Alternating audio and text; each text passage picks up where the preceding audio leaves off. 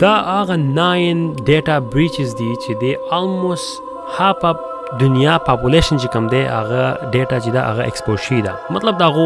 پرسنل انفارمیشنز او دا غو کم نمونه انفارمیشن چې اویلیبل آنلاین ټول چې کوم دی هغه ایکسپوز شوی دی نو د دې مطلب دا چې خپل انفارمیشن